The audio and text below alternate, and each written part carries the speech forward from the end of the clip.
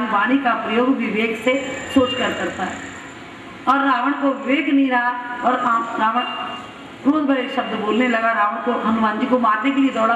विभीषण सभा में मौजूद थे। विभीषण ने भैया को रोका, भैया हनुमान जी हमारे दूत बन के आए हैं और दूत को मारना नीति के विरुद्ध काम है। तो कहने लगे क्या करना चाहिए। विचार किया गया कि बंदर को पूंछ बहुत प्यारी होती है, इसकी पूंछ में आग लगा दो। पूंछ के बिना अपने मालिक के पास जाएगा, जिस मालिक की इतनी प्रशंसा कर रहा है तो जल्दी ही अपने मालिक को लेकर आएगा। मानो हनुमान जी को एक निमंत्रण मिल गया राम जी को लंका में लाने के लिए।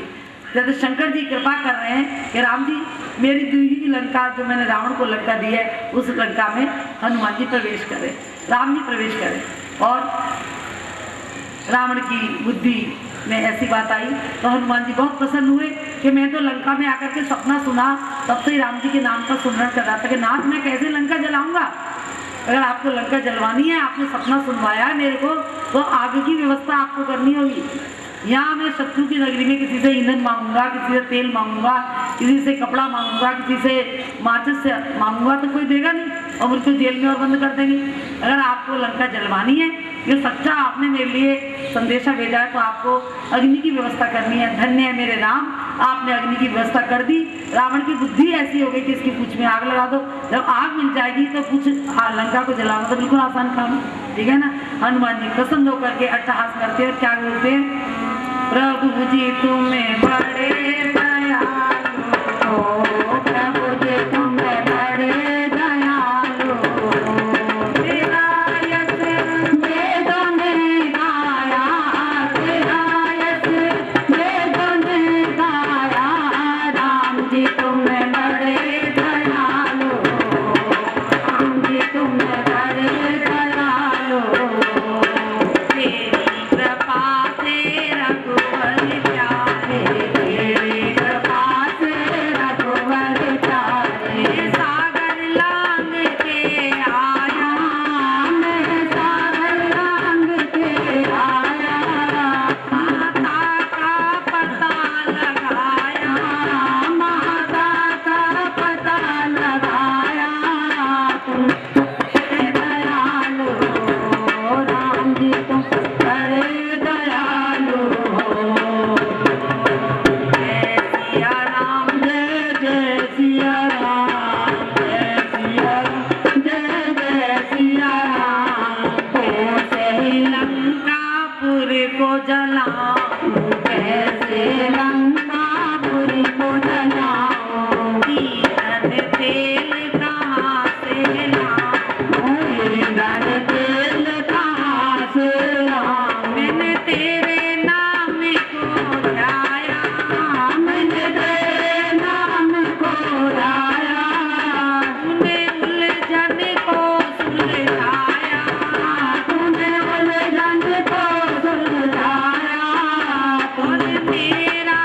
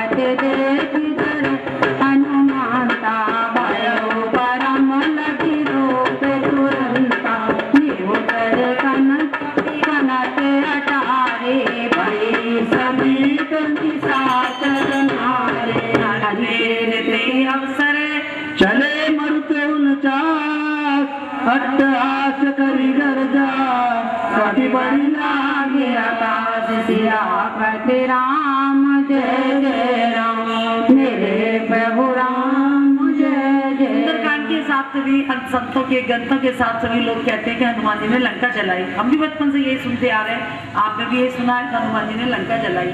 लेकिन एक बार एक संत ने कथा सुनाई कि हनुमान जी से किसी ने पूछा कि आप तो इतने संत हैं और रावण भी ब्राह्मण, आप भी ब्राह्मण, आप शंकर के अवतार, वो शंकर की दी हुई, शंकर का शिष्य, शंकर की दी हुई समस्त संपत्ति, आपने लंका क्यों जलाई? हनुमान जी कहते मैंने लंका नहीं जलाई। कि दुनिया कहती है लंका जलाई, कि दुनिया कह रही तो मैं दुनिया का विरोध भी नहीं कर रहा, लोगों का काम है कुछ कहना, लोग तो कुछ कहते ही रहेंगे, लेकिन मैंने लंका नहीं जलाई। तो लंका कैसे जली? हनुमान जी ने बताया लंका जली रावण के पाप से। हमारे घर में कोई भी परेशानियां आती हैं, दुख आता है, तकलीफ आती है, हमारे जीवन में कोई दुर्घटना घट जाती है, हम दोषारोपण दूसरे के ऊपर करते हैं, उसकी वजह से हुआ। हनुमान जी बताते हैं कि ऐसे दुनिया का स्वभाव है, दोषारोपण किसी के ऊपर भी कर देते हैं, अपने को कोई कारण मानता नहीं है। अगर मेरे को क्रोध भी आया तो आपने क्रोध दिलाया इसलिए क्रोध आया, ठीक है ना, यही सबकी दशा होती है। तो हनुमान जी कह रहे हैं कि लंका मैंने नहीं जलाई, लोग कुछ कह रहे हैं, मैं उसको उनकी बात का विरोध नहीं कर रहा, लेकिन आपने मुझसे पूछा तो मैं बताता हूँ कि लंका जली रावण के पाप से, लंका जली विभीषण के संताप से। जो रावण पाप करता था उस पाप से विभीषण बहुत दुखी था। घर वाले बहुत दुखी होते हैं अगर घर में नजदीकी रिश्तेदार हो, घर में कोई बेटा है, कोई पति है, कोई पत्नी है, कोई बहू है, कोई सास है, कोई बेटी है, कोई पाप या अनीति के कार्य करती है तो माँ बाप बहुत दुखी होते हैं कि अनीति का कार्य दुखदायी है, इसका रिजल्ट गलत निकलेगा। लेकिन जो संत नहीं है वो अनीति के लिए रोकते नहीं है, अनीति के रास्ते चले जाओ, कोई रोकने वाला नहीं है। लेकिन जो संत होते हैं, विभीषण ने भी रावण को रोका, मंदोदरी ने भी रावण को रोका, माल्यवंत ने भी रावण को रोका, जो रावण के हितैषी से सबने अनीति के रास्ते से रावण को रोका, लेकिन रावण ने किसी की बात नहीं मानी, सबकी अवहेलना की, सबका अपमान किया। तो आज हनुमान जी से पूछा तो रावण के पाप से विभीषण बहुत दुखी था, तो इसलिए रावण के पाप से, विभीषण के संताप से और जानकी के जाप से, जानकी ने जो जाप किया राम नाम का, उस जाप से राम के पास संदेशा पहुंचा जानकी जी के दुख का, और जानकी जी की कृपा से राम जी ने मुझे ये मुद्री लेकर के लंका में भेजा। तो लंका जली रावण के पाप से, विभीषण के संताप से, जानकी के जाप से और राम के प्रताप से। राम ना मुझे भेजते मुद्री लेकर के, उनके प्रताप ने मेरी इस पूरी लंका में रक्षा की है। और चौथी पांचवी बात हनुमान जी बताते हैं कि मेरे बाप से, मैं पवन का पुत्र हूँ। जब मेरे पिता को पता चला मेरे बेटे की पूंछ में आग लगा दी है, तो उस समय जो साइंस के स्टूडेंट है उन्हें पता होगा हवा 49 तरीके की होती है, 49 तरीके की हवा होती है। सुंदरकांड के इस गोल में लिखा पवन चले 49, अट्टहास और गजब कपड़े बड़े लाल प्रकाश। तो अट्टहास करके हनुमान जी प्रसन्न हुए कि आज भगवान ने कितनी कृपा करी मेरे ऊपर, और हनुमान जी ने छोटा रूप धारण कर लिया, और छोटा रूप धारण करके एक मकान से दूसरे मकान पर उछलते कूदते हनुमान जी चले गए। जब 49 तरह की हवा चल गई, जब हवा तेज चलती है तो आग फैल जाती है, थोड़ी तेज हवा से आग फैल गई। आग तो बहुत जोर की लगी थी, तो पूरे नगर के वस्त्रों को लपेट दिया, घी तेल जितना था सब कुछ पे लपेट दिया। एक विभीषण के घर से ना वस्त्र आया ना कोई घी तेल आया। इसलिए भगवान हनुमान जी कहते हैं मैंने रिटर्न उपहार, रिटर्न गिफ्ट सबको दिया, पूरी लंका में सारे घरों को जला दिया। विभीषण के घर से कोई गिफ्ट नहीं आया, इसलिए मैं विभीषण की लंका को, विभीषण की कुटिया को बचा दिया। जिसने दिया ही नहीं कुछ उसको मुझे रिटर्न देना नहीं था, जिसने राम नाम देकर के मेरा कल्याण किया, मुझे सहारा दिया। इसलिए राम मेरे बाप से बन में हवा से ये लंका जल गई। मैंने लंका नहीं जलाई, मैं तो उछल कूदता हुआ अपने को बचाता हुआ समुद्र में अपनी पूंछ उजा करके माँ के आगे